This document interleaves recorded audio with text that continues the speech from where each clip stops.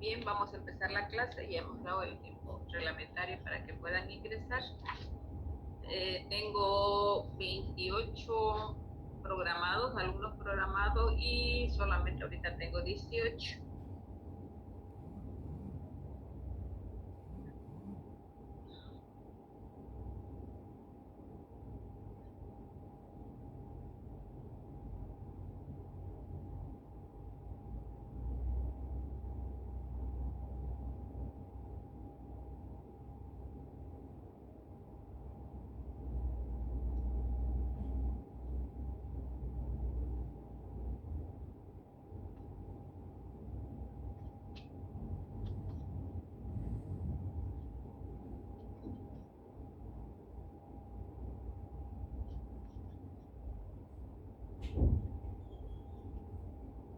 Bien, vamos a hablar ahora sobre los estafilococos.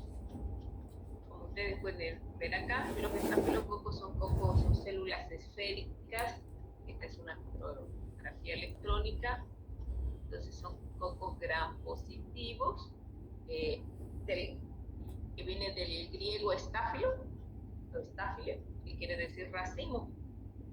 Y cocos, pues, la forma esférica que nos presentan. Entonces, generalmente, de acuerdo al plano de división, se dividen aleatoriamente. Aleatoriamente significa que pueden dividirse en esta parte de acá, en la otra, y van quedándose pegados. Al dividirse, solamente no se separan, van quedándose pegados así, como ustedes pueden observar acá. Van quedándose bien pegaditos, de tal manera que, por eso que adquieren esta forma de racimos de uvas, porque van quedándose pegados al producirse la división celular. Entonces, estas bacterias son capaces de producir pigmentos. Algunos producen pigmentos, como van a ver ustedes acá, este pigmento. Son colonias pigmentadas de color amarillo, como se ve en el Staphylo aureus, y son capaces algunas de embolizar la sangre de carnero, capaces de embolizarla y de esta manera de causar mayor daño al hospedero. Entonces, todos, como vamos a ver más adelante, son más de 30 especies que existen de este género, y en algún momento cualquiera de ellas puede causar alguna infección en el humano. Por lo tanto, como forman parte de la flora normal, pueden volverse oportunistas, y ante cualquier puerta de entrada, pues ellos pueden ingresar y causar una infección a cualquiera. Entonces, generalmente estas bacterias causan bastante supuración. Lo que como supuración hablamos bastante cantidad de pus al ingresar dentro de la piel, debajo de la piel o a otro órgano, causan abscesos que forman gran cantidad de materia purulenta. Entonces, de esta manera pueden causar enfermedades de quemabiogénicas, si podemos hacerles pequeños furúnculos, hasta la muerte o intoxicación alimentaria, porque también son capaces de producir toxinas. Entonces, como les decía, son más de 30 especies que pertenecen a este género, y entre las principales o más conocidas generalmente, que ustedes siempre van a escuchar, es el epidermidis, que está sobre la piel, saprofíticos, que no está muy establecido su localización, a hemolíticos, que también eventualmente causa infección en el humano, y Lutunensis. Entonces, el principal de este género es Staphylococcus aureus, que se lo pueden diferenciar porque es coagulasa, coagula el plasma, coagulasa positivo, de estas otras especies que son coagulasas negativos prácticamente, pero eso no quiere decir que sean menos infecciosos. Nosotros, de cualquier muestra estéril, podemos hacer una tinción, un frotis y una tinción, y vamos a verlo en ese sentido. Entonces, como ustedes ven, vimos en 3 dimensiones cómo se presentaba una micrografía electrónica los estafilococos, pues en un plano ya lo podemos ver así. Entonces, de esa manera es que se dice que están formando pequeños racimos, pueden ser en tétradas, pueden ser aislados o cadenas cortas, generalmente lo podemos observar en varias direcciones de cómo ellos se presentan. Así es cuando provienen de una muestra clínica o cuando provienen de un cultivo, ya que eventualmente cuando provienen de una muestra líquida o caldo, generalmente se encuentran más dispersos. Entonces, estas especies, como ustedes ven acá, todas colonizan, forman parte muchas veces de la flora normal en forma común, otras que son infrecuentes y otras raras veces se los puede encontrar, pero eso no quepa de que yo pueda encontrarlo en algún momento. Las reacciones bioquímicas para identificación casi que, o sea, son las mismas con algunas otras que podemos nosotros aumentar, aplicar, para poder ya saber diferenciar estas otras especies que a través de fermentaciones de azúcares uno los puede diferenciar estas otras especies. Entonces, el más común, hemos dicho que es Staphylococcus aureus, tenemos este otro grupo que también es común, y aquí el capitis también es más que todo infrecuente, casi que no causa enfermedad.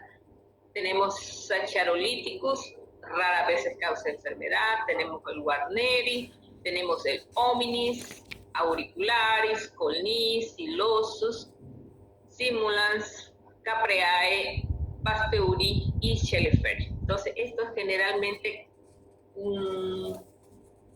estos últimos no causan, o rara vez causan enfermedad en el humano, pero generalmente se lo encuentran en los animales y generalmente muchas pocas veces se lo encuentra colonizando o como parte de la flora normal. Entonces, estas especies generalmente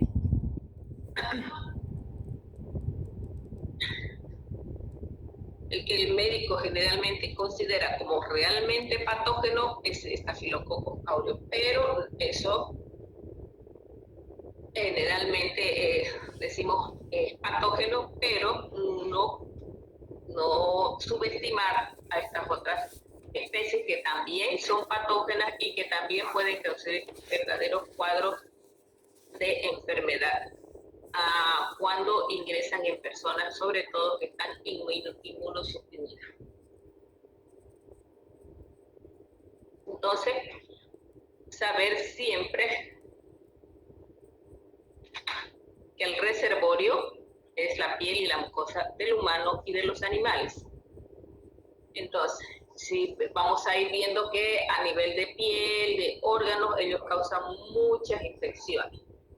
Entonces, como lo encontramos como parte de la flora normal, como podemos evidenciar acá, tenemos en la nariz, en la faringe, sobre la piel, sobre las axilas, sobre el abdomen, sobre la piel del abdomen, en las manos, en el perineo, lo que recubre los órganos genitales externos, en los pies.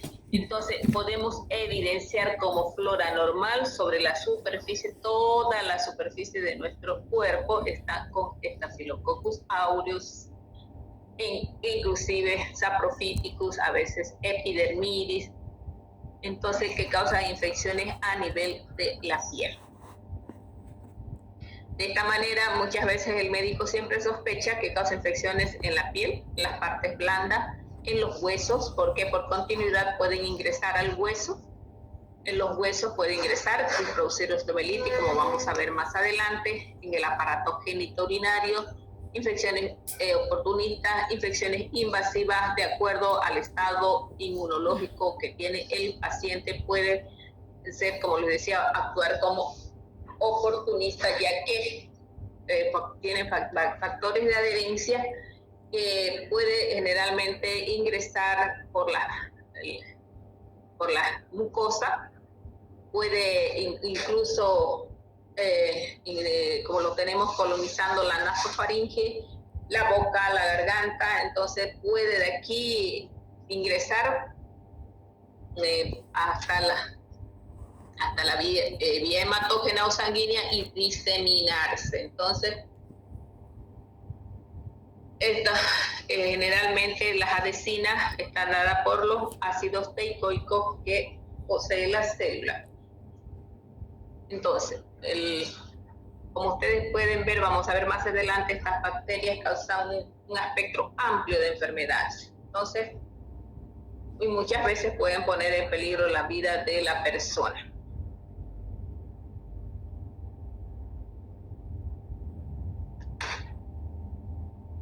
Entonces, vamos a ver uno de los factores de virulencia que tiene Staphylococcus aureus, lo vamos a considerar el principal representante, si lo vemos así, de este género, por la patogenicidad que éste posee.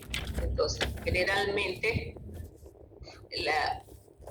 son células esféricas, como hemos visto antes, crecen con mucha facilidad en cualquier medio de cultivo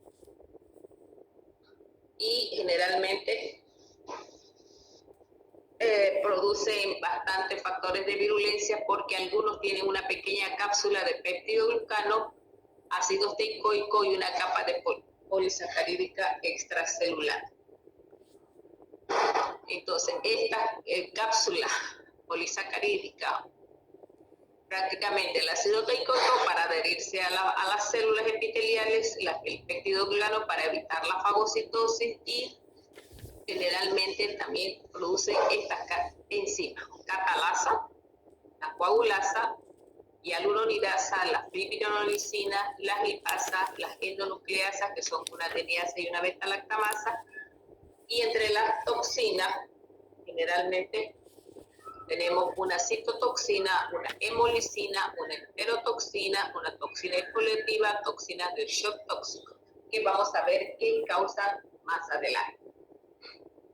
Entonces, estas bacterias son capaces de crecer en cualquier medio habitual, siempre que no tenga inhibidor, como ser agar sangre, agar nutritivo, que no tenga inhibidores, crecen con mucha facilidad.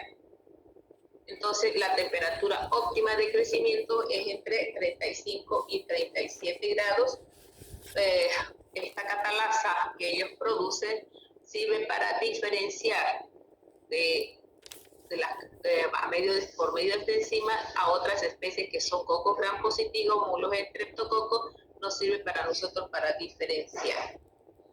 Fermentan muchos carbohidratos, producen ácidos lácticos, pero no producen gas, son relativamente resistentes al calor y a la desecación.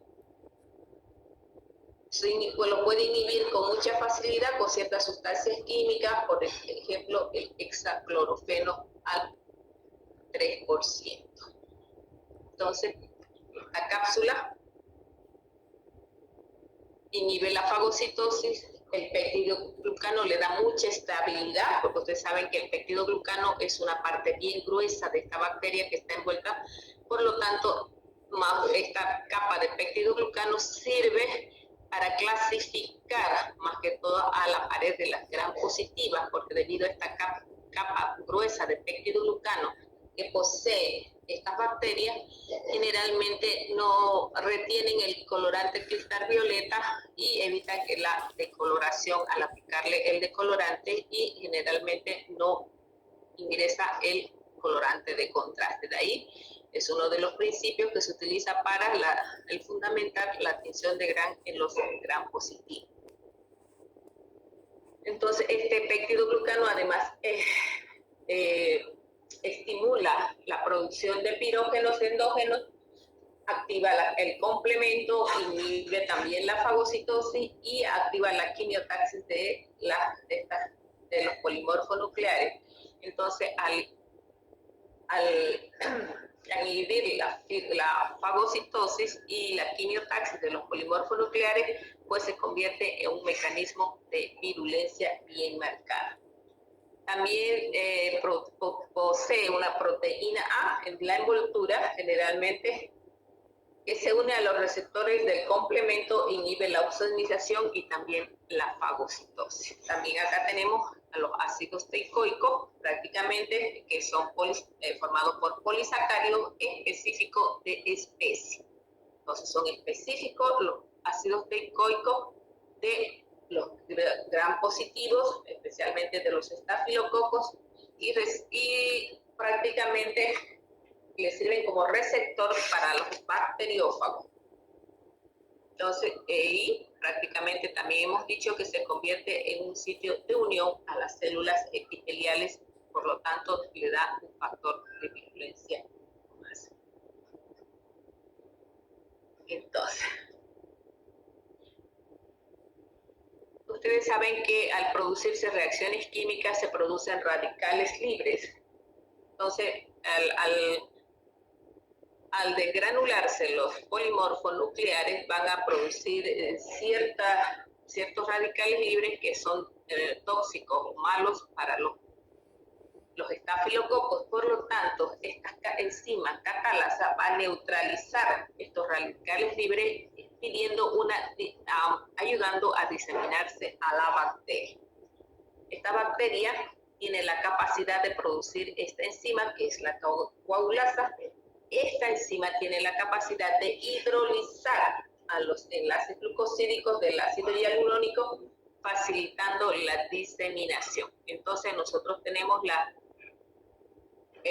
ante un golpe, un traumatismo, una herida, una infección, lo primero que se hace el organismo es formar una red de fibrina. Entonces enlaza una red de fibrina para evitar que las bacterias o cualquier otro microorganismo pueda activarse. Entonces, como esta red de fibrina a través de la coagulasa más bien fianza el establecimiento de esta bacteria, delimitándole una zona donde no puedan penetrar los antibióticos, prácticamente es por eso que se forman los accesos, y a eso se debe que se formen esos accesos localizados, que muchas veces nosotros lo conocemos como cuchicheos o forúnculos, porque son delimitados por esa coagulasa que ha producido y ha evitado que la fibrina se disuelva, más bien se hace una trama, evitando que el antibiótico le pueda penetrar. Por eso la cura generalmente no es con antibióticos,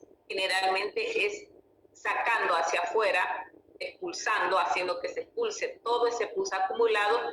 De esta manera la bacteria puede diseminarse. Si es que hay una ruptura del coágulo de fibrina, pues ella puede penetrar por vía hematógena a otros órganos y causar una sepsis. También produce la hialuronidasa, como vemos acá. Esta hialuronidasa tiene la facultad de hidrolizar los enlaces glucosídicos del ácido hialurónico, facilitando su diseminación de la bacteria. Entonces también produce estas lipasas. Las lipasas generalmente están sobre la piel. Generalmente nosotros tenemos piel grasa, tenemos los folículos pilosos que están llenos de grasa, pues estas lipasas van a disolver los lípidos, favoreciendo la invasión del tejido cutáneo y subcutáneo por estas bacterias.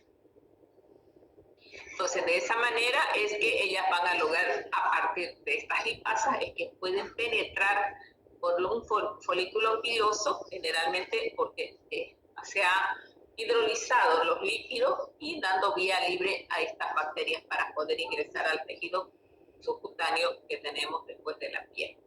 Y las endonucleasas, que generalmente son la DNA y la beta-lactamasa.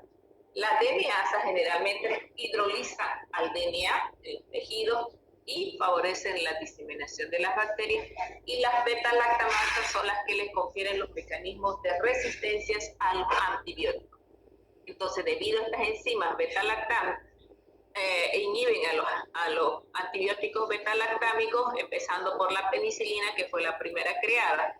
Entonces, si ustedes recuerdan la fórmula cuando llevaron quimioterapia en microbiología 1, la fórmula de la penicilina, donde hay un anillo que es abierto por esta enzima, quitándole toda la actividad antibiótica a esta molécula. De esta manera es que se aplica la beta-lactamasa a cefalosporinas, inclusive de primera generación. Por eso las cefalosporinas de primera, segunda generación no son aplicables a los gram positivos, debido a que el enlace 1,4 es hidrolizado, y de esta manera quitándole toda la actividad. Por lo tanto, si se quiere utilizar un antibiótico beta-lactámico, tiene que ser con un inhibidor de beta-lactamasa.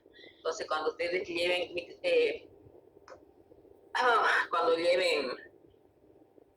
antibiótico-terapia, van a ver que hay antibióticos que están adosados a un inhibidor de la beta-lactamasa, que va a hacer que inhiba a estas enzimas para que el antibiótico pueda actuar sobre los gram positivos al unirse directamente a la molécula, a la enzima, quedando el antibiótico libre para poder actuar y inhibiendo la enzima de esta manera. Entonces, como ustedes ven, los mecanismos que tienen de virulencia los estáfilos son variados, son varios, y que de esta manera es que, a pesar de no tener motilidad, son altamente invasivos. Entonces, entre las toxinas generalmente que ellos producen tenemos la citotoxina. La citotoxina, como ustedes ven acá, es una toxina citolítica, destruye las células, causa daño directo en la membrana celular de las células del hospedero. Al destruir las células, pues da vía libre que puede establecerse los estafilococos y producir su toxina, causar daño, producir hemólisis y causar abscesos localizados generalmente en el órgano que ellos puedan establecerse. Tenemos las leucocidinas. En las leucocidinas generalmente, no la tengo acá, pero daña generalmente a los leucocitos, como su nombre lo indica, él daña a los leucocitos y genera una granulocitopenia, o sea, disminuye la cantidad de polimorfonucleares que pueda tener el individuo. Tenemos las hemolicinas, generalmente una hemolicina alfa, una hemolicina beta, entonces, y una gamma hemolicina. Entonces, entre las hemolicinas alfa, también provoca, conocida también, provoca la lisis de los glóbulos rojos, por eso es que se los ve hemolíticos cuando se los siembra en agar sangre. También lisas a los leucocitos, las plaquetas, y causa necrosis sobre el tejido. Tenemos la hemolicina beta, generalmente tiene afinidad por la esfingomielina, la lisofosfatilcolina de las células y libera sustancias tóxicas para los eritrocitos, los leucocitos, los macrófagos y los fibroblastos. Y tenemos, también se la conoce como hemolicina beta o esfingomielina SAC, y la hemolicina gamma generalmente, que es tóxica para los eritrocitos. Y tenemos entre las otras toxinas exfoliativas. Como su nombre le explica acá, estas toxinas exfoliativas provocan la división de los puentes intracelulares en las capas celulares granulosas de la epidermis, originando descamación generalizada o piel escaldada, como se lo conoce. Muchas veces, si ustedes ven que es muchas veces parecida a la dermatitis del pañal, donde la persona empieza como a descamarse. Generalmente los niños, como si la piel se le estuviera saliendo, como la capa superficial se estuviera liberando, debido a que la toxina exfoliativa pues va a ir a dividir estas capas granulosas de la epidermis, originando ya una descamación. Luego tenemos las toxinas del síndrome del shock tóxico. Estas toxinas generalmente como se las conoce, como ustedes las van a ver abreviada, TSS1, o sea, la toxina del síndrome del shock tóxico. Generalmente la 1 es liberada por esta bacteria, causa fiebre, causa descamación de la piel, causa erupciones cutáneas, causa baja presión o hipotensión, afecta varios sistemas. Entonces, por eso es que se la ha relacionado con el síndrome del shock tóxico. Puede morir la persona por un shock tóxico. Generalmente se la asocia a las infecciones por heridas cuando están contaminados con Staphylococcus aureus, y por todas las toxinas y enzimas que producen empiezan a descamarse la piel, generalmente ya con fiebre a través de una herida. Muchas veces hay personas que tienen una herida y empiezan a tener fiebre. Generalmente la bacteria significa que está causando el absceso, está produciendo la toxina del shock tóxico 1, por lo tanto, esto va a provocar que la persona produzca un shock por una intoxicación por una toxina producida por esta bacteria. Entre otras enterotoxinas, como ven acá, tenemos enterotoxinas A, B, C y D que provocan cuadros eméticos. Estas enterotoxinas son capaces de provocar vómito prácticamente y que muchas veces estas toxinas, ustedes saben que una toxina pues se expande muy rápidamente a través de la circulación sanguínea y puede llegar al sistema nervioso central y causar un cuadro de intoxicación alimentaria. Cuando hay un cuadro de intoxicación alimentaria, generalmente se asocia a productos que la persona ha comido guardado. Siempre se asocia porque esta bacteria puede colonizar los alimentos. Una vez colonizados los alimentos, empieza a producir su toxina, su enterotoxina, puede ser de cualquiera. Si generalmente la enterotoxina C y D son asociadas a productos lácteos contaminados, como cremas, batidos de crema, todo lo que se refiere a productos lácteos que han sido mal conservados, mal preparados, y que se han contaminado con estáfilo, ha producido bastante enterotoxina, y lo que nosotros vamos a consumir no es tanto la bacteria en sí, sino como la toxina que ya está formada en los alimentos, y es lo que nos va a provocar un cuadro de diarrea y de vómito agudo, prácticamente en unas pocas horas.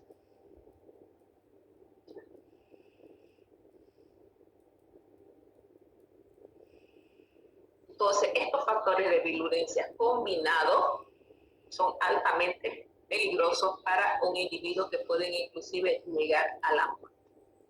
Estos factores extracelulares, toxinas, propiedad invasora, la intoxicación por los alimentos, la ingestión de la enterotoxina formada, pueden causar bacteremia o pueden causar abscesos generalizados o localizados. Entonces,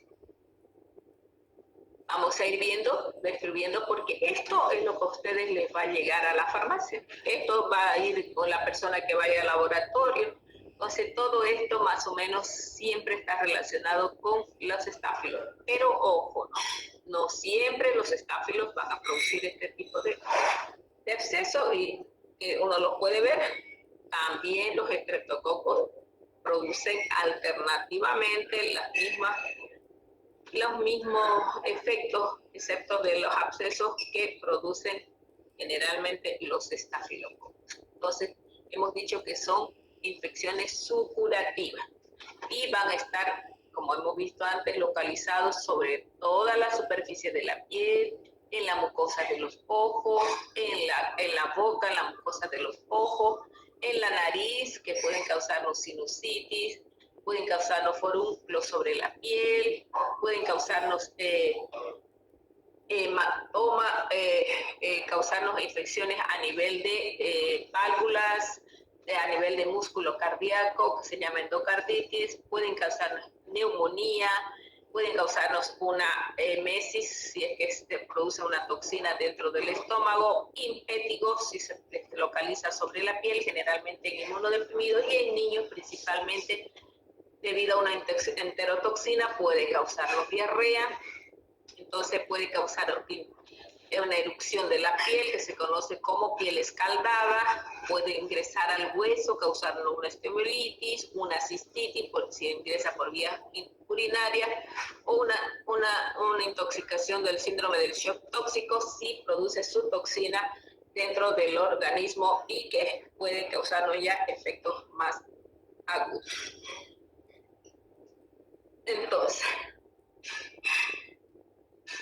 si vemos las infecciones supurativas causadas por esto sobre la piel, generalmente sobre la piel celular subcutánea, entonces ingresan, hemos dicho, por los folículos pilosos y causar a partir de ahí pequeños abscesos, grandes abscesos, generalmente ya a veces van a haber un grano infectado, pequeñito, ¿no ves? Pero ya es causada por una bacteria. Generalmente cuando nosotros estropeamos nuestra cara, nos apretamos, generalmente es que se llega a producir pequeños granos infectados debido a la manipulación muchas veces externa. Entonces, un absceso cutáneo, si lo vemos acá, un absceso cutáneo es la acumulación de pus que puede darse en la piel o puede darse en las mucosas en diferentes órganos. En diferentes, puede ser en el pulmón, puede ser en el hígado, puede ser en el riñón, puede ser en el cerebro. Entonces, generalmente debido ya a una diseminación. Entró por la piel, entró generalmente ahí, pero no se olviden que puede diseminarse ya por vía hematógena o ganglionar y causar un absceso o una bacteremia, ya sea por vía hematógena, y causar un absceso en cualquiera de los órganos que hemos mencionado. Entonces, generalmente, cuando esto sucede, se ha producido una infección por una prótesis, pues tienen que operar y sacar la prótesis para poder curar a la persona. Si es un tejido infectado, pues tienen que desbridar todo el tejido infectado, si es un absceso profundo, o si es superficial, pues llegar a drenar lo más que se pueda el absceso que se ha formado. Entonces, pueden causar impétigo. El impétigo son pequeñas ampollas que aparecen alrededor de la cara generalmente, y es una infección cutánea localizada porque puede presentarse en el mentón, en las mejillas, bajo la nariz, en las manos, en la ingle. O sea, son lesiones localizadas por la presencia de pústulas. Generalmente son granitos, pequeños granitos con pus sobre la base de la piel. Entonces, generalmente esto se presenta en niños. Entonces, en niños que van a la guardería, que están jugando con tierra, con polvo, empieza sobre las manitos, muchas veces sobre la cara. Generalmente van a ver sobre el área periférica de la boca. Generalmente en la mañana son pequeños granitos con pus, en la tarde ya están como unas carachitas secas. Entonces, y es altamente contagioso entre los niños que juegan, que comparten alimentos o que pueden compartir algunas otras cosas, se puede diseminar esta bacteria. Entonces, generalmente tiene cura, generalmente poniendo una crema, pupilocina, generalmente se coloca alguna crema que tenga algún antibiótico, que sea sensible, entonces se produce y teniendo una buena higiene en estos niños. Luego tenemos la foliculitis. La foliculitis ya es una infección ya más restringida al orificio de los folículos pilosos. Hemos dicho que a través de sus lipasas pues puede licuar estas grasas. Entonces, generalmente empieza por lesiones dolorosas. Entonces, si yo tengo un golpe, un traumático, no me va a producir una lesión en ese momento, pero sí me va a abrir un poco los poros, van a poder ingresar por aquí las bacterias y me va a producir prácticamente zonas rojizas, generalmente localizadas. No van a ingresar más allá, no van a producirme síntomas sistémicos, sino va a producirme tras el golpe una pequeña eritema localizado que puede o no formar pus, pero que es doloroso. Y la forunculosis, que todos conocemos. Ustedes saben que la forunculosis generalmente son prácticamente, aquí tenemos la foliculitis, ¿ven? Son ampollas, tengo ampollas, dice ampollas con pus, forman harto pus cuando se los drena. Esta es lo que se conoce como impétigo. Ustedes ven pequeños granitos, generalmente se localiza en esta parte periorbital de la boca, generalmente pequeñas ampollitas con pus que en la tarde ya más o menos se encuentran así sequitas. Entonces, cuando no es invasivo, pero generalmente se lo puede localizar. Entonces, luego tenemos la celulitis de cara y cuello. Aquí está la forunculosis que les hablaba anteriormente, donde tenemos pequeños enduramientos rojizos en un principio pueden tener una puerta de entrada. Como ven ustedes, ha debido ser un folículo piloso, ha ingresado, ha empezado a colonizar, ha empezado a multiplicarse, ha delimitado el área y tenemos la puerta de entrada, puede tener varias salidas y puede localizarse en cualquier lugar. Entonces esto nosotros lo conocemos como puchichi y orzuelo cuando se localiza en el ojo prácticamente. Y la única manera de que sane la persona es drenándolo hacia afuera. Puede causar accesos más grandes, que aquí en el cuello, cara, son muy peligrosos porque pueden ir por vía hematógena al cerebro y causar paroniquia cuando nos sacamos que le llamamos nosotros, cuando está entre medio de la uña, que generalmente al extraer que se le llama esto que se le saca uno entre la uña, que vamos muchas veces jalamos la piel y queda expuesta, y como tenemos esta bacteria en toda la superficie, pues puede ingresar y causar pequeños accesos a este nivel. Entonces tenemos la celulitis. Generalmente la celulitis, como ustedes pueden ver, es ya una afección rojiza, ampulosa muchas veces, que se empieza como si se hubiera quemado la piel, generalmente, que puede darse en la cara, puede darse en el cuello, en los niños principalmente. Entonces también puede darse acá periorbital al nivel de la boca, periorbitaria. Entonces son pequeñas lesiones cutáneas que se presentan con edema, dolor, eritema local e inclusive puede presentar fiebre. Tenemos la osteomielitis. Como tenemos heridas, esto es una herida que ha sido infectada, no ha sido lavada la herida, ha sido contaminada. Entonces, por continuidad de la piel, ya sea golpe, ya sea la herida, entonces van a ingresar las bacterias que están sobre la superficie de la piel, van a ingresar dentro del músculo en una primera instancia, y puede que sea grande la herida, puede que sea pequeña la herida, pero van a seguir bajando. Si hay un pequeño traumatismo del hueso, pues van a ingresar hasta la médula del hueso y lo van a deshacer.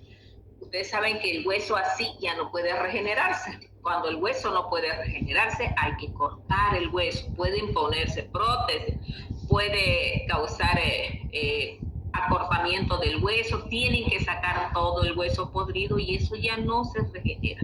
Por lo tanto, toda herida tiene que ser prácticamente poner drenaje para que limpiada, curada, ya que antibiótico a nivel generalizado, a nivel localizado, para evitar llegar a destruir el hueso completamente. Si la bacteria ha logrado penetrar al hueso y el hueso no ha sido destruido, pues va a quedar atrapada en el hueso. Ustedes saben que estas bacterias son anaerobias facultativas, por lo tanto van a producir una osteomielitis a largo plazo. Y hacer un tratamiento en una osteomielitis va entre 3 a 6 meses de tratamiento para eliminar la bacteria completamente que ha ingresado dentro del hueso. Muy difícil de tratar.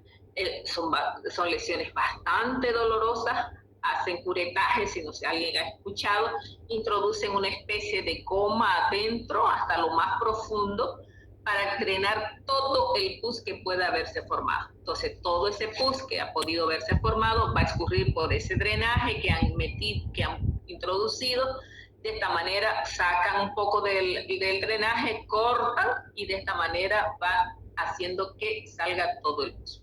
Las lesiones del hueso, miren, pueden empezar así pequeñas e ingresar las bacterias por esos pequeños orificios y pueden carcomer de esta manera el hueso. Cuando el hueso ya ha sido carcomido, ya no tiene cura, ya no se regenera. Entonces hay que amputar, hay que prácticamente limpiar todo lo que se pueda. Algunos quedan cojitos porque la lesión le afectó, le acortó el hueso Entonces ya no pueden restablecerse, a pesar de haber sanado, quedan con lesiones generalmente muy visibles debido a que el paciente se ha lesionado el hueso. Entonces puede inclusive atacar a cualquier hueso.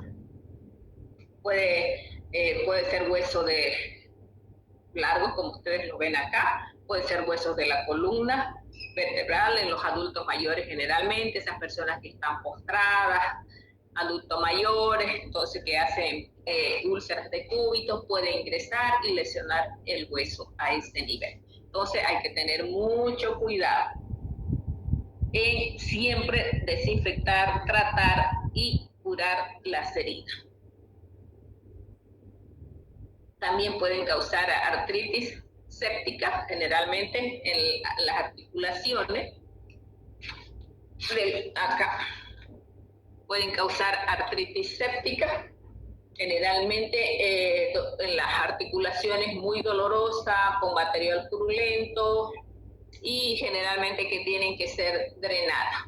Pueden causar neumonía con bastante pus generalmente.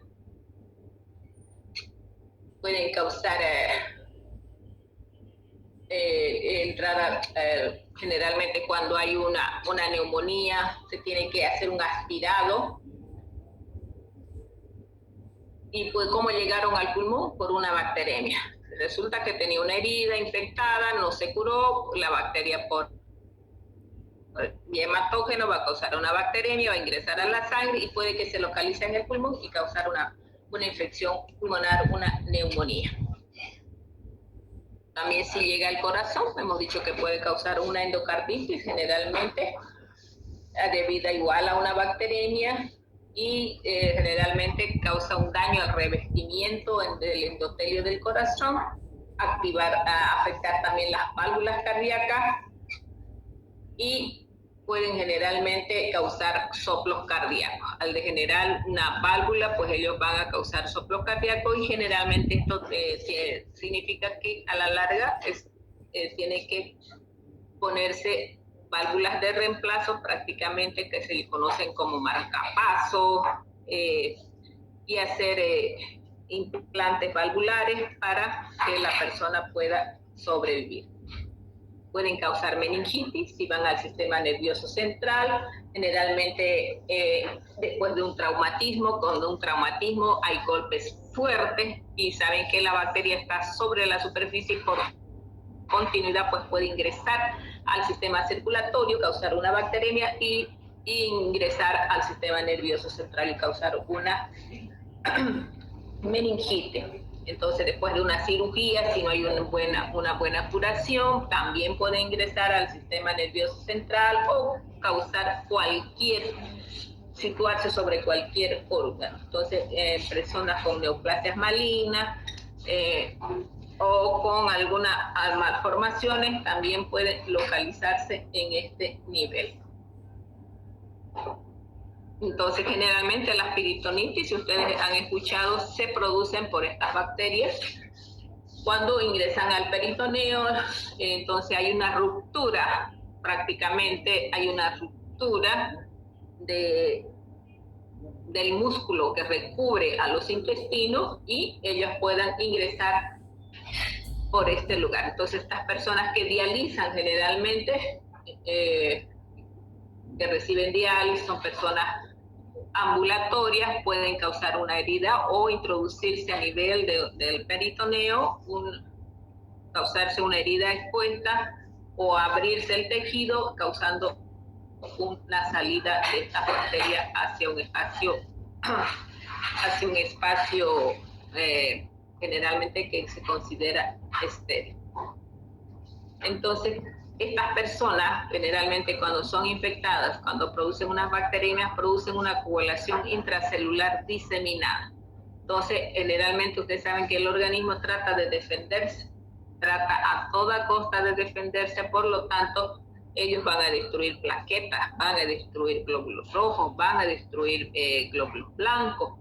Entonces, esto hace que al ver mucha destrucción de plaquetas hay una coagulación intracelular diseminada generalmente, y no es solamente el estáfilo, ¿no? Hemos visto que en los virus causa el mismo efecto, Entonces, debido ya a una complicación ya de las toxinas que producen un choque estafilocócico que es potencialmente mortal, como sucede, como lo vemos ahora con el virus del COVID, puede suceder con otras enterobacterias, puede suceder con estáfilo, que a la larga produce ya una coagulación intracelular diseminada.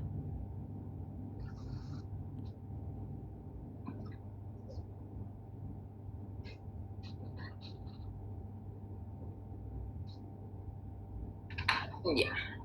Entonces, hemos visto que en sí la bacteria es altamente mala.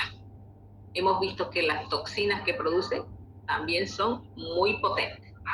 Entonces, causando estos cuadros tóxicos generalmente sobre la piel escaldada, como ustedes ven, se le está cayendo la pielcita. Tenemos estas otras que son supurativas prácticamente, escaldaduras decimos nosotros, como una quemazón.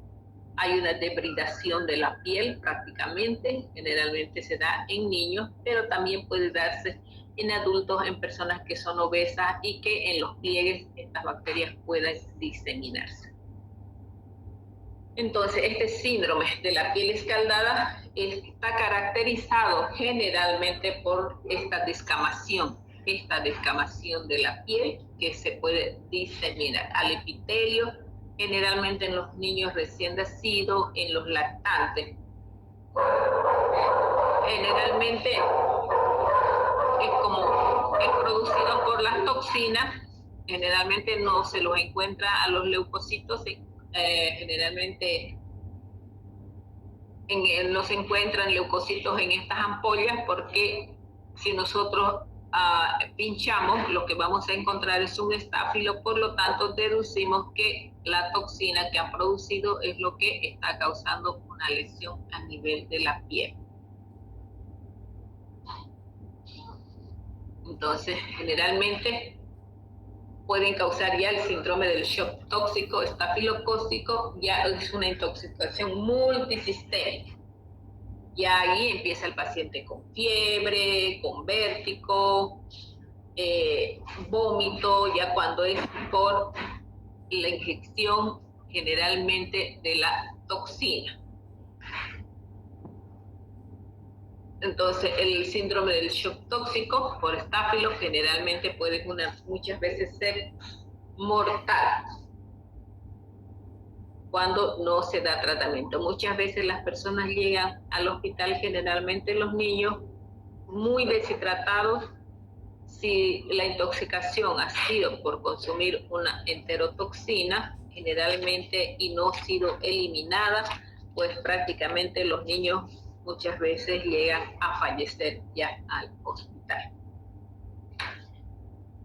También tenemos otros cuadros ya causados por las enterotoxinas que hablamos anteriormente, formadas en los alimentos. Miren, de todos los alimentos que están expuestos al medio ambiente por muy largo periodo, pueden contaminarse con estafilococos de nuestras propias manos, por nuestros estornudos, por cualquier que nosotros nos agarremos, por eso los grandes chefs cocineros, ustedes ven que cocinan con guantes últimamente, ¿no? Que tienen el pelo recogido, el pelo agarrado, porque todo puede ser causa de que entren estas bacterias en contacto con los alimentos e inmediatamente empiecen a producir su toxina, su enterotoxina, que me va a dar verdadero malestar estomacal. Entonces, que se conoce ya como intoxicación alimentaria o envenenamiento alimentario.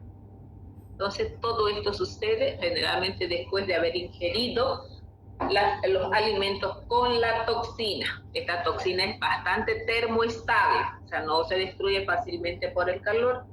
Entonces, inmediatamente van a empezar los vómitos, diarrea y cólicos, que se inician entre las 2, imagínense, el periodo es bien corto, entre las 2 y a 6 horas después de la ingesta, pero con una buena rehidratación, un buen descanso, la persona, el organismo es capaz de eliminarla en un periodo no menos de 24 horas. En un día la persona ya puede restablecerse. Yo siempre aconsejo que para cuando se trata un vómito, una diarrea producida por una intoxicación, que uno sospecha de un alimento, lo primero que le preguntan de la farmacia, ¿qué comió? ¿No ven? Lo primero, ¿qué fue lo que comió usted? ¿O qué le dio a su hijo? Que yo le di leche o que yo le di esto, nadie dice comió una comida guardada, comió crema de la torta, donde le podrían estar. Entonces, ante una intoxicación por toxinas, yo siempre aconsejo que se le dé carbón vegetal.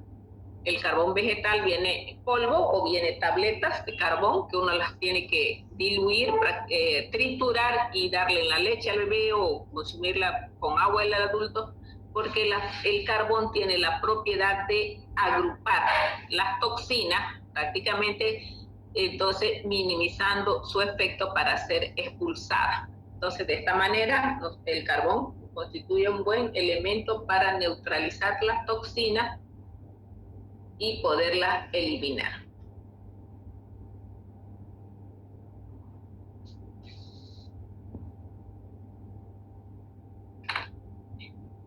Aquí vemos el síndrome del shock tóxico, que puede ingresar por heridas, causar descamaciones de la piel prácticamente.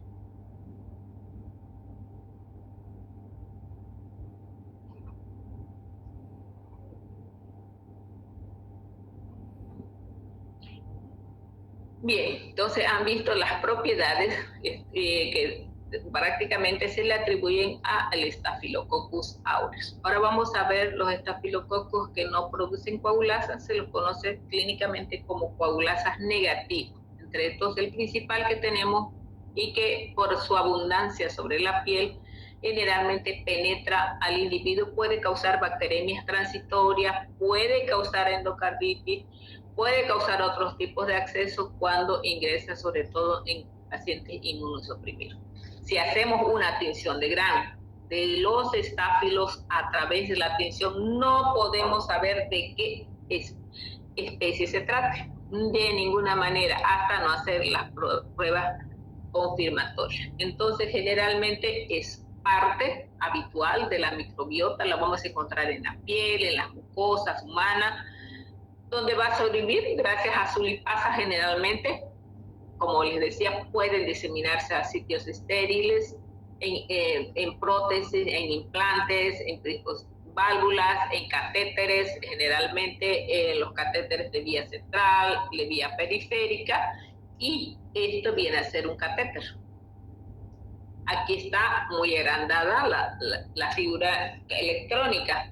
Entonces, son capaces de colonizar el catéter o la prótesis, colonizarla, multiplicarse y de aquí desprenderse y causar evidentemente bacteremias o en la puerta de entrada van a producirse en un enrojecimiento que generalmente se conoce como flebitis y que también puede causar fiebre eventual al paciente, por lo tanto esa vía tiene que ser retirada cuando ya hay una presencia de un enrojecimiento, una flebitis causada por el catéter, porque esto es lo que pasa, ellos se localizan sobre ese catéter. Si usted mira un catéter es como una aguja bien fina, pero que por continuidad, como ya es una herida abierta, va a ingresar estas bacterias, van a ingresar unas pocas, van a colonizar, se van a multiplicar y pueden causar una bacteria.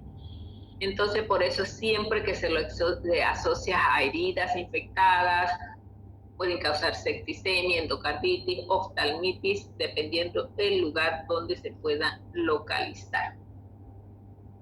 Generalmente se disemina de sitios, generalmente a sitios estériles, y también la diseminación se provoca de persona a persona en los hospitales, porque de las personas que son sanas son portadoras y pueden colonizar a otros pacientes, generalmente que están inmunosuprimidos.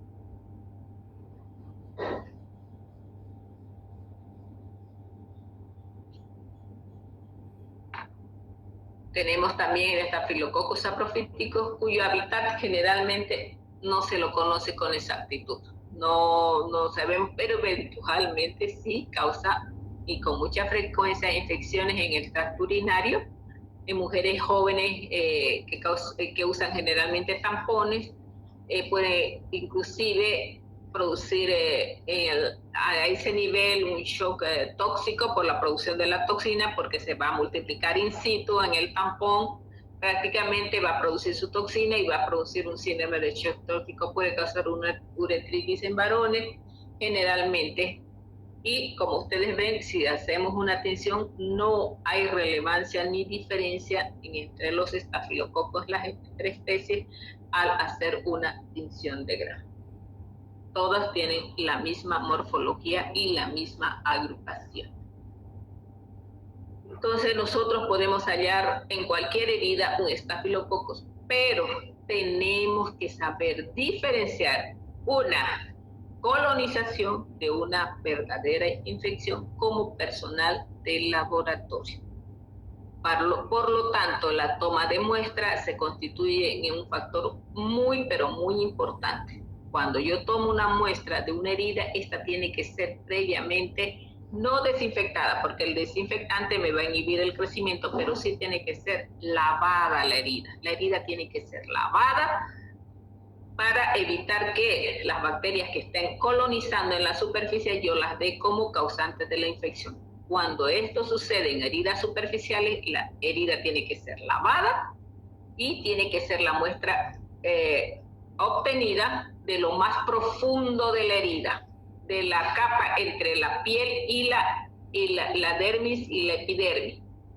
Dentro, no puedo yo para tomar una muestra ni permitir que tomen una muestra simplemente de la superficie, porque la bacteria puede estar colonizando y no puede ser, y tal vez no sea la que me esté causando la verdadera infección dentro del tejido. Por lo tanto, no puedo, tienen que primero limpiarse la herida y luego recién tomar la muestra entre la piel y la herida, o si es para más profundo, lo más profundo que haya ingresado la herida, para yo poder tomar una muestra y saber que realmente no es una bacteria que esté colonizando y que es la que me está causando la verdadera infección al haber ocurrido un traumatismo. Entonces, ante esto, ¿cuáles serían mis muestras? Mi muestra puede ser el pus, pero el pus es lo menos que yo debería tomar, porque el pus significa que esta bacteria, la mayoría está muerta, porque han ingresado los polimorfos nucleares y han logrado matar la mayor cantidad de esta bacteria, y eso es lo que se conoce como pus. Entonces, generalmente, si yo logro obtener de este pus bacteria, a veces sí, a veces no. Entonces, generalmente es preferible drenar un poco la herida y recién coger la muestra de lo que más profundo, de lo que esté en contacto con la piel, no lo que vaya a salir de inicio. Entonces, la muestra puede ser sangre, porque ya me está produciendo una bacteremia, entonces yo saco sangre y ingreso con toda la asepsia rigurosa dentro del líquido, que puede ser TCA, puede ser BHI, que se contengan estas botellas, y hago un hemocultivo, o sea, cultivo la sangre en un medio de cultivo caldo o líquido, una infusión que conocemos generalmente. Entonces, de aquí ya hago yo una resiembra a las 24 horas. Si es que ha habido crecimiento, pues ya me va a dar colonias aisladas. Esto es una manera de cultivarla. Ustedes van a entrar a la literatura y van a ver que ya hay medios de cultivos bifásicos más sofisticados. Entonces yo ingreso la sangre acá y tiene una de tapa, tiene ya un medio de cultivo acoplado. Entonces yo vuelco mi tubo, lo mezclo generalmente y me va a aparecer en el momento que haya alguna bacteria, pues ya me va a crecer en el medio de cultivo que yo estaba adherido en la tapa. Entonces, generalmente estos medios de cultivo en un lado tienen agar sangre y en el otro lado tienen maconque. Entonces, al bañarlo con el líquido, prácticamente estoy tratando de aislar bacterias que me van a crecer ya en 24 horas si hubiese hubiesen bacterias en la muestra que yo he tomado. Entonces, la muestra puede ser cualquiera. cualquier material de aspirado, de líquido cefalorraquídeo, de líquido peritoneal, cualquiera donde se sospeche me puede crecer un tipo. Entonces, esta muestra, si viene de lugares estériles, generalmente se hace una tinción de Gram buscando este tipo de morfología. Yo veo en la muestra, al hacer un frotis y una tinción, cocos. Tal vez sean estáfilos, tal vez sean estreptos, no sé.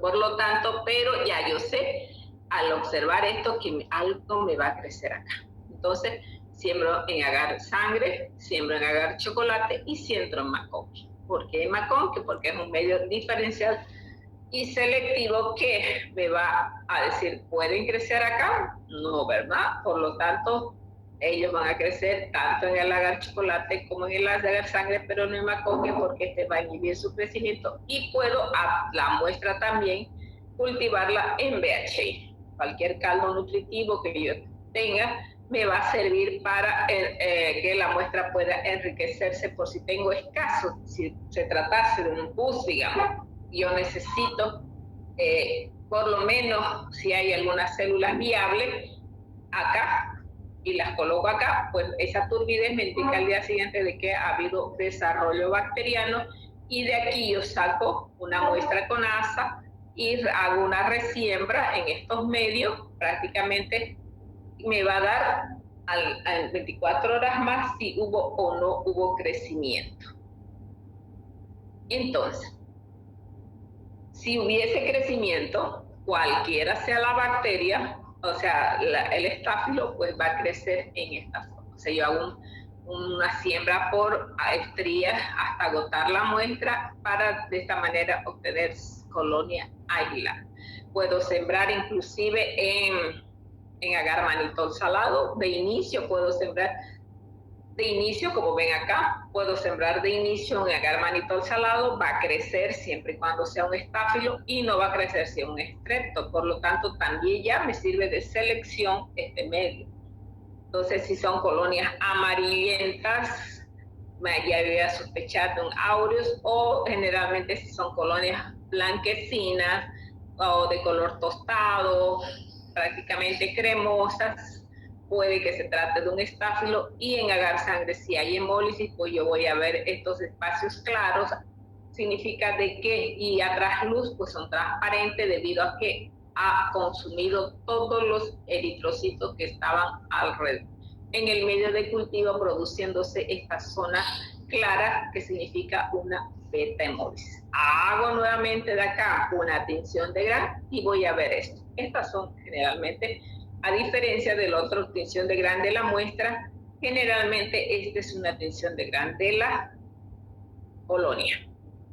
Entonces, al obtener esta tinción de Gram de las colonias, yo no voy a ver racimos de uva, pero voy a ver este crecimiento masivo que ha habido en esa colonia prácticamente y que están agrupadas en este sentido. Entonces, ya digo que hasta acá que es un coco Gram positivo. Al yo tener la evidencia de que es un coco Gram positivo a través de la microscopía por la tinción de Gram, entonces, y haber hecho el estudio de las colonias son lisas, son prominentes, algunas convexas, levantadas, son brillantes. Entonces, de esta peor se ha producido una beta hemólisis. Entonces, generalmente yo aquí asocio que se puede tratar de un Streptococcus aureus o bien darme colonia y de esta manera, y yo puedo suponer que de colonias grises o blancos, que se puede tratar de otro estafilococo. Puede ser epidermidis o puede ser saprofíticos. Ante la evidencia de todo esto, más que todo de esto que ya me dio coco Gram positivo a partir de esta colonia, pues yo aplico una prueba de la catalasa. Generalmente los estafilococos producen catalasa, como hemos visto anteriormente. Entonces, esta catalasa, al yo agregarle peróxido de hidrógeno, generalmente lo conocemos como agua oxigenada, entonces va a desdoblar a esta enzima con la producción de agua y oxígeno. este oxígeno lo voy a poder evidenciar por esta formación de burbujas inmediatamente al yo agregarle una gota de peróxido de hidrógeno. Si no hay este burbujeo, significa que esta es una prueba negativa a la catalasa, y si hay el burbujeo, significa que es una prueba positiva para la catalasa. Entonces, ante esta evidencia, ya yo puedo diferenciar un estrepto de un estáfilo por la producción de esta enzima, que es solamente producida por los cocos, si es que yo veo esta morfología. Porque, ojo, también las enterobacterias me van a dar catalasa positiva, porque toda bacteria que tenga citocromoxidasa va a producirme un desprendimiento de oxígeno y me va a producir su catalasa, y yo voy a poder ver que es una catalasa positiva. Pero aquí está dirigida por esta tinción y esta morfología. Entonces no estoy viendo otra bacteria, porque si ustedes hacen a una enterobacteria catalasa, les va a dar positiva, por la sencilla razón de que tienen la enzima citocromoxidasa. Tienen el mecanismo para transformar el agua en oxígeno generalmente. Entonces, he tenido hasta acá. Entonces, el próximo paso es hacer una coagulasa. Entonces, para eso yo consigo el plasma citratado u oxalatado, puede ser humano o puede ser de conejo. Entonces, aquí se va a activar la protrombina, generalmente la protrombina que nosotros tenemos en el plasma, y a través de esta enzima lo va a coagular esa fibrina o esa protrombina que se ha producido, que se produce en el plasma. Al separarlo, a través de esta enzima va a formar un pequeño coágulo, muchas veces en las primeras horas apenas visible, como una pequeña nube, que con el paso de las horas pues se va pronunciando mucho más hasta formar un coágulo bien duro, prácticamente casi gelatinoso, en 24 horas. Entonces, cuando se forma este coágulo, se dice que es una coagulasa positiva, y cuando no se forma, se dice que es una coagulasa negativa. De esta manera, nosotros ya podemos estar... De esta manera nosotros ya podemos establecer hasta aquí que se trata de un Staphylococcus aureus que es capaz de producir coagulasa y coagular el fibrino, la protrombina en fibrina, y poder evidenciar. Entonces, una vez evidenciada, y esto lo podemos hacer en 4 horas en el laboratorio, desde que he visto la colonia, he hecho catalasa, he hecho su coagulasa, que dura 4 horas. Entonces, una vez yo agarro la colonia, pongo dentro del plasma, la disuelvo, esta la llevo a 37 grados y la incubo durante 4 horas, pudiendo leerla cada 2 horas. A las 2 horas o cada hora, si es inclusive, yo voy, agarro mi tubo, lo inclino suavemente y veo si se está produciendo o no la formación de la fibrina. No hay. Dejo 1 hora más y voy. Entonces, en 4 horas, muchas veces a las 2 horas ya yo puedo evidenciar un velo más o menos de fibrina que se está formando, que ya me dice que me va a dar una coagulasa positiva. A las 4 horas ese coágulo ya es más visible. Por lo tanto, a partir de aquí ya yo puedo realizar de estas mismas colonias que he hecho la coagulasa, realizar un antibiograma, que consiste en la prueba de susceptibilidad de los antibióticos, que vamos a ver más adelante, que le corresponden a esta bacteria. Entonces, este se llama un antibiograma. Hago una SIN test que se llama acá, para vancomicina, que solamente se la puede determinar por concentración mínima inhibitoria a la vancomicina para poder reportar al clínico, debido a que se han visto fracasos de tratamiento, muchas veces con muerte, debido a que aquí me da una vancomicina sensible, resultando de que si yo hago esta concentración inhibitoria mínima, está resistente y que me da sensible solamente a altas concentraciones o a bajas concentraciones, no así a altas concentraciones del microorganismo. Por lo tanto, siempre se tiene que hacer para informar un antibiograma con una SIN, un ETES, viene a ser acá, para vancomicina. Entonces, resulta que mi catalasa me dio positiva, pero mi coagulasa me dio negativa, lo que significa que no es Staphylococcus aureus. Por lo tanto, tengo que añadir otras pruebas más para evidenciar de qué estáfilos estoy hablando o de qué estáfilo se trata. Inclusive no me dio ninguna hemólisis, su tinción de cocos gram positivo, mi catalasa es positiva, hasta ahí sé que se trata de un estáfilo. Por lo tanto, hago la prueba de la novobiosina. Entonces, hago una siembra masiva confluente acá, con mi asa, siembro acá, acá, acá, acá, siembro en 3 direcciones, perdón, y coloco el disco de novobiosina en el centro de mi siembra y de novobiosina de 5 microgramos de concentración y la incubo durante 24 horas. Entonces, al día siguiente, si la bacteria es sensible a la novobiosina, pues se va a ver este halo de inhibición, y si es resistente, pues se voy a ver este halo, lo voy a ver sin halo de inhibición. Por lo tanto, esta prueba me sirve para decir, ¿es Staphylococcus epidermidis o es Staphylococcus saprophyticus? Porque saprophyticus es resistente a la novobiosina y en cambio epidermidis es sensible. Además, puedo sembrar en agar manitol salado. En agar manitol salado, Staphylococcus aureus hidroliza el manitol y en cambio los otros estafilococos no hidrolizan el manitol. Por lo tanto, aquí hay un cambio, un viraje del pH, porque también tienen indicador del rojo fenol, que en medio ácido va a virar a amarillo, y en medio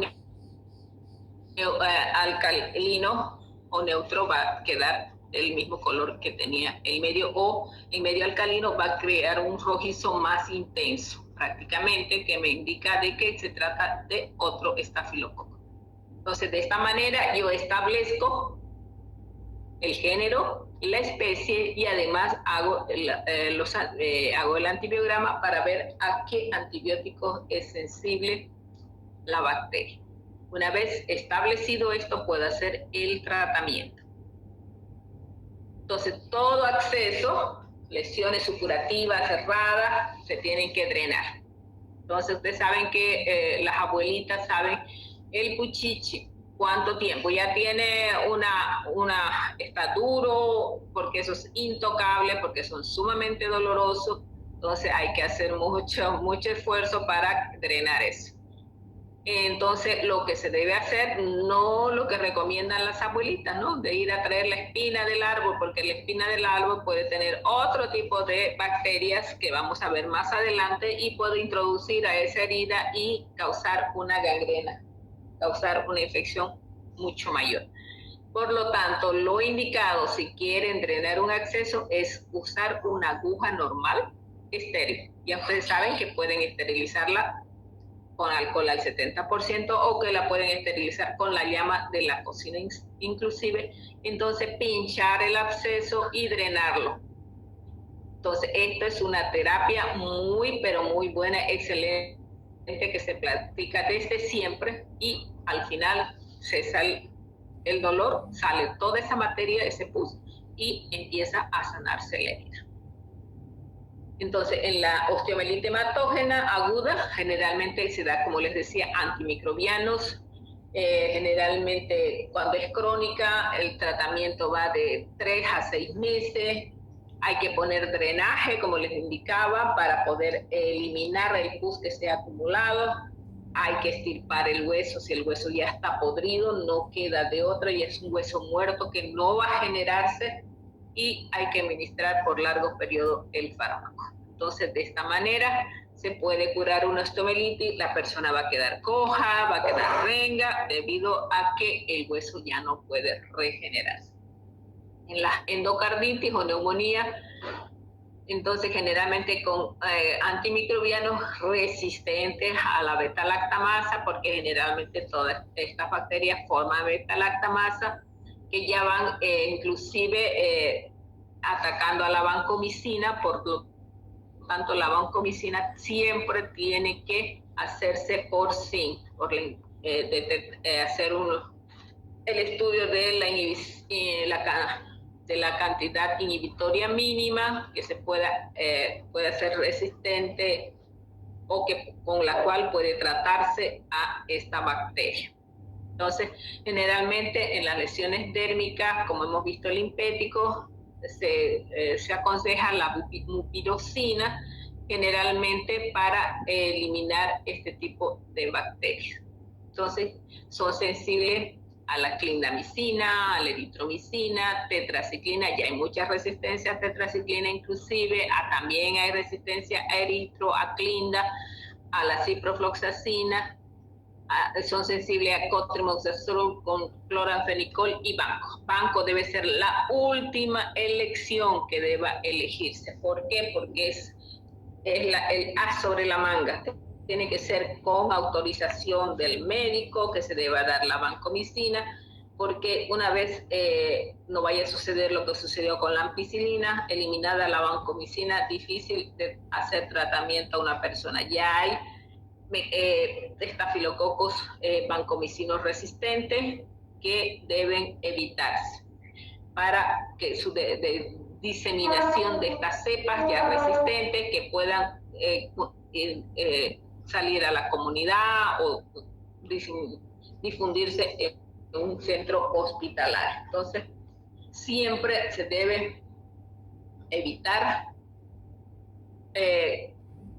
un tratamiento corto. Generalmente siempre se tiene que dar el tratamiento adecuado para evitar la propagación o la creación de mecanismos de resistencia.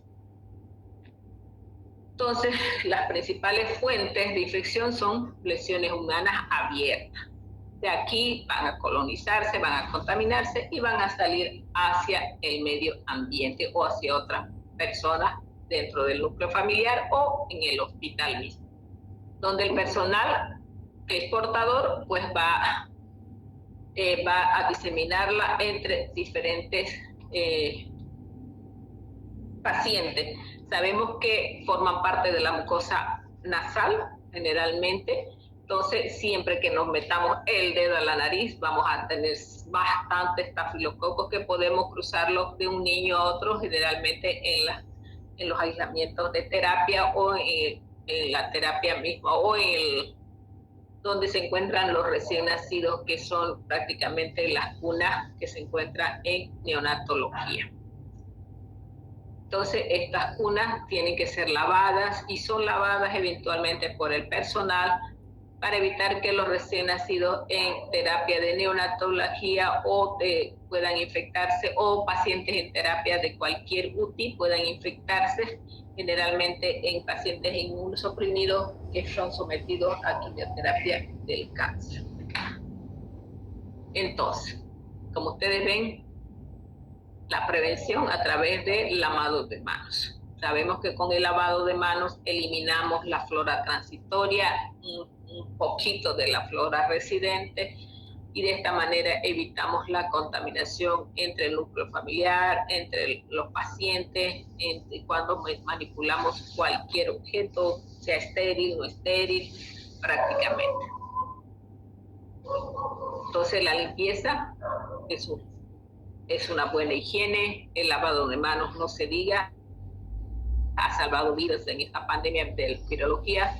Curar las áreas que hayan sufrido lesiones o heridas, generalmente en los hospitales, si uno va a hacer un procedimiento invasivo, que sea con material estéril, desinfectar todo lo que se haya utilizado, todo lo que se haya contaminado. De esta manera vamos a prevenir la diseminación y vamos a facilitar la erradicación de los estafilococos resistentes a la meticilina, o sea, resistentes a todos los beta-lactámicos. Tratamiento con vancomicina como último recurso para evitar la aparición de mecanismos de resistencia que nos puedan eliminar a este antibiótico, que es de muy alto valor en el tratamiento contra estas bacterias. Bien, como ustedes ven, tanto la bacteria como su toxina son altamente peligrosos para los niños, para los adultos, para los inmunosuprimidos, cuando no tenemos un buen cuidado en constantemente lavarnos las manos. Hoy por hoy ya nos tapamos la boca, por lo menos eso, ya no estornudamos dentro de las otras personas para evitar la diseminación de este tipo de bacterias. Entonces, no le demos la mano, como decía acá, a las bacterias. Manos limpias salvan vidas. Entonces hay que lavarse con frecuencia y no solamente lavarse las manos cuando uno trabaja en el hospital o cuando trabaja en laboratorio, las manos tienen que lavarse frecuentemente en el domicilio, principalmente antes de coger los alimentos, al salir del baño, eso siempre lo recalcamos, antes de llevarse los alimentos a la boca, entonces siempre, pero muchas veces no esperar a cumplir todo eso de que salgo del baño y me lavo las manos, voy a manipular alimento, me lavo las manos, voy a comer, me lavo las manos. Si yo tengo la oportunidad de rato en rato, porque las manos sudan y las siento pegajosas, después de haber hecho cualquier actividad o no hacer ninguna actividad, acostúmbrense a lavarse las manos de rato en rato. Es una buena medida para eliminar parásitos, para eliminar virus y para eliminar bacterias. ¿Alguna pregunta? Abran su micrófono.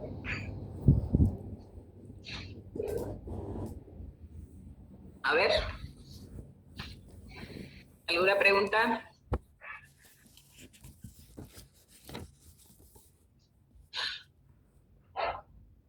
Bueno, hipersensibilidad en la segunda puesta. La primera puede ser sensibilizar al paciente y la segunda ya puede desencadenar una reacción anafiláctica.